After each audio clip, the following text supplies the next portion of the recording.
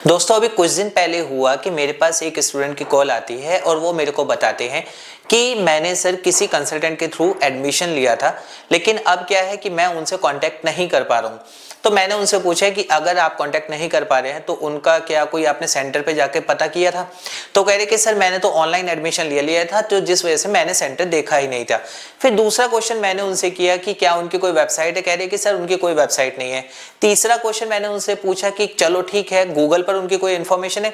बोला कि सर मेरे पास तो सिर्फ ये हुआ था कि एक प्लेटफॉर्म था जहां से मैंने उनका नंबर लिया था, जैसे कि सुलेखा, जस्ट डायल टाइप के होते हैं, और मैंने उनसे कांटेक्ट किया, एडमिशन ले लिया। और उसके बाद ये है कि जब से मैंने फीस डिपॉजिट की है, फीस डिपॉजिट करने के बाद फर्स्ट ईयर तो उन्होंने मेरा करवा दिया, बट जब सेकंड ईयर की बात हुई तो सेकंड ईयर की मैंने फीस भी डिपॉजिट कर दी है, लेकिन अब उसके बाद से उनका नंबर बन जा रहा है और मैं उनसे किसी तरह से भी कोई कांटेक्ट नहीं कर पा रहा हूं। तो अब मैं क्या करूं? ये जो क्वेश्चन है, ऐसा मेरे पास अब तक आप बिलीव नहीं करेंगे, लेकिन 10 साल की अगर मैं बात करूं तो मेरे पास हजारों कॉल्स इस तरह की आ चुकी होंगी, जिसमें ऐसा कैंडिडेट्स के साथ हो चुका है कि वो पैसे दे देते हैं और उनको नहीं पता होता आगे उनके साथ अब क्या होने वाला है या कैसे उनके साथ जो है वो कम्युनिकेशन कंटिन्यू रख सकते हैं। अब दोस्तों ये है आज की जो वीडियो है, ये इसी के ऊपर टॉपिक है कि अगर आपको कहीं पर एडमिशन लेना है किसी भी पर्सन से, तो कौन से ऐसे बेसिक 5 क्वेश्चंस हैं जो आपको जरूर पूछने चाहिए before taking admission in any kind of university in India.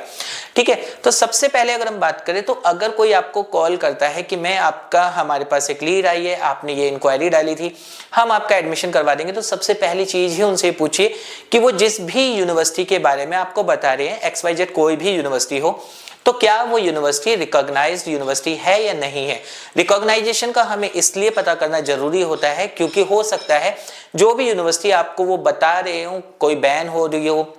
एक एग्जाम्पल के लिए बात कर लेते हैं कि अगर हम अभी लेटेस्ट की बात करें कि कोई अगर आपको बताता है Manav Bharti university, sunrise university, OPGS university और भी बहुत सारी इस तरह के इलम CMJ टाइप की,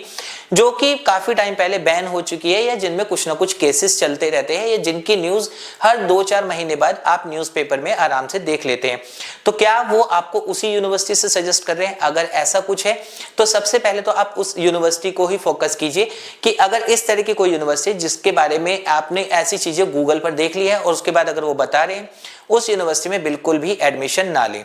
अब नंबर 2 पे बात करते हैं ये कि जो भी उन्होंने यूनिवर्सिटी आपको बताई है, तो उस यूनिवर्सिटी के अंदर वो जो कोर्स आप करना चाहते हैं, फॉर एग्जांपल ले लेते हैं कि आप कोई स्पेशल एजुकेशन कोर्स करना चाहते हैं, तो क्या उस यूनिवर्सिटी को वो स्पेशल एजुकेशन कोर्स करवाने के लिए भी कोई मान्यता प्राप्त है या नहीं, तो वो जरूर देखिए, तब जाकर आप उनसे आगे बात कीजिए। अब नंबर 3 पे बात करते हैं कि चलिए यूनिवर्सिटी ओके है, कोर्स भी उसमें अवेलेबल है, तो क्या मुझे फीस उस कंसल्टेंट को देनी चाहिए जिसके थ्रू मैं एडमिशन ले रहा हूं या मुझे यूनिवर्सिटी में डायरेक्ट डिपॉजिट करना चाहिए? तो देखिए सीधी सी बात यह है, अगर आप यूनिवर्सिटी में डायरेक्ट फीस डिपॉजिट करते हैं तो यह है कि कल को अगर आपके साथ कोई भी प्रॉब्लम आती है तो 100% है कि यूनिवर्सिटी उसके लिए पूरी जिम्मेदार होगी, क्योंकि आपने जो फीस डिपॉजिट की है, जो अकाउंट ट्रांसफर किया है, वो आपने अपने अकाउंट से डायरेक्ट यूनिवर्सिटी के अकाउंट में किया है, ना कि किसी थर्ड पार्टी को किया है। तो वहां पर आप बहुत ज्यादा सेफ हो जाते हैं। हो सकता है कुछ कोर्सेज में ऐसा होता है कि कंसल्टेंट आपको बोल दे कि नहीं इसमें ऐसा नहीं हो पाएगा, तो आप कंसल्टेंट से सीधी बात कर सकते हैं कि ठीक है, मैं जो यूनिवर्सिटी की फीस है वो उनको देने के लिए रेडी हूं और जो आपकी कंसल्टेशन फीस है वो मैं आपको पे कर दूंगा। उसमें आई थिंक कोई भी अगर जेन्युइन पर्सन होगा तो वो उसमें उनको दिक्कत नहीं आती है। अब नंबर 4 पॉइंट की अगर बात करें तो नंबर 4 पॉइंट है, अगर मान के चलिए आप रेगुलर की जगह डिस्टेंस एजुकेशन से कोई कोर्स करना चाहते हैं। डिस्टेंस एजुकेशन में क्या होता है कि आपको अगर उसके बारे में है तो डिस्टेंस एजुकेशन में एक तो ये टाइम आ चुका है कि हो सकता है अब तो आपको कोई साइकिल पर चलने वाला भी रास्ते में मिलेगा और वो बोलेगा कि मैं भी यूनिवर्सिटी में एडमिशन करवाता हूं, तो उन लोगों से तो आपको दूर ही रखना है। डिस्टेंस एजुकेशन में जब भी आप किसी भी कोर्स के लिए करें तो उसकी पूरी इंक्वायरी करें, DEB अप्रूव्ड है या नहीं है यूनिवर्सिटी, UGC अप्रूवल तो एक अलग बात होती है, उसके साथ साथ वो कोर्स अवेलेबल है या नहीं, और वो कोर्स अवेलेबल होने के बाद भी उनका जो एग्जाम पैटर्न है वो कैसे रहता है, कोर्स कैरिकुलम क्या है, ये सारी चीजें पूछिए। कि इवन ये भी कि कितने सब्जेक्ट्स होते हैं, किस सब्जेक्ट्स में कौन कौन से सब्जेक्ट्स का आपको क्या क्या उसमें सिलेबस रहता है, सारी चीजें आप उनसे पूछिए। अगर उनको नॉलेज होगी तभी वो आपको सब चीजें बता पाएंगे। और एडमिशन लेने से पहले ये जानना बहुत जरूरी होता है कि कोई भी कोर्स अगर आप करना चाह रहे हैं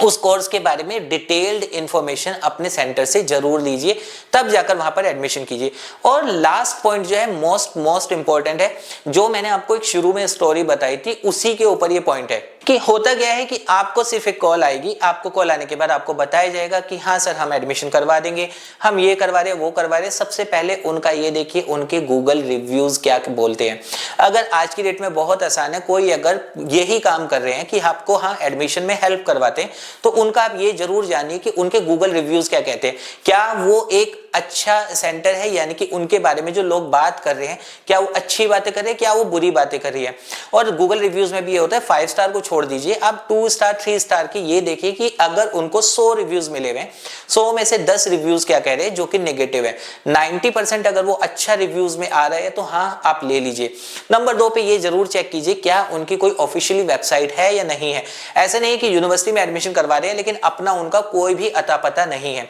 नंबर 3 पे अगर हम बात करें तो उनसे ये जरूर पूछे कि आपका ऑफिस कहां पर है। और आप अगर मान के चलिए, बहुत केसेस में होता है कि मैं दिल्ली में रहता हूं लेकिन मेरा जो सेंटर है वो मुंबई का है, तो मैं कैसे पता करूं। तो जरूर आप इसको ये चेक कीजिए गूगल मैप पर जाकर भी, और गूगल से भी बहुत सारी चीजें आपको हेल्प हो जाती है। और अगर आपका कोई नॉन पर्सन है जो कि वहां पर जा सकता है तो बिना विजिट के तो एडमिशन लीजिए ही मत। या फिर आप ये है कि उनको किसी ना किसी तरीके से ऑनलाइन या ऑफलाइन किसी भी तरीके से आप उनको पर्सनली काफी टाइम से देखते आ रहे हैं कि हाँ ये जो है इनके पास से हम 5 साल 10 साल से देख रहे हैं कि या तो उनका जैसे कि है कि ऑनलाइन उनका कोई प्लेटफॉर्म है जहां पर वो विजिट करते हैं, या फिर उनकी जो ऑफिशियल वेबसाइट है उस पर कितने अपडेट्स आपको मिलते हैं, या उनका कोई ब्लॉग वगैरह है जहां पर आपको अपडेट्स मिल रहे हैं, लगातार मिल रहे हैं। क्योंकि ये सबसे ज्यादा इंपॉर्टेंट होता है कि कोई भी है अगर आपको वो अपनी वेबसाइट पर अपने ऑफिस पर ये सब खर्चे कर रहे हैं तो आपके 20-50 हजार रुपए के लिए वो आपके साथ कोई फ्रॉड नहीं करेंगे। तो दोस्तों ये थे 5 बेसिक क्वेश्चंस जो कि आपको कभी भी अगर आप एडमिशन लेना चाह रहे हैं किसी भी यूनिवर्सिटी में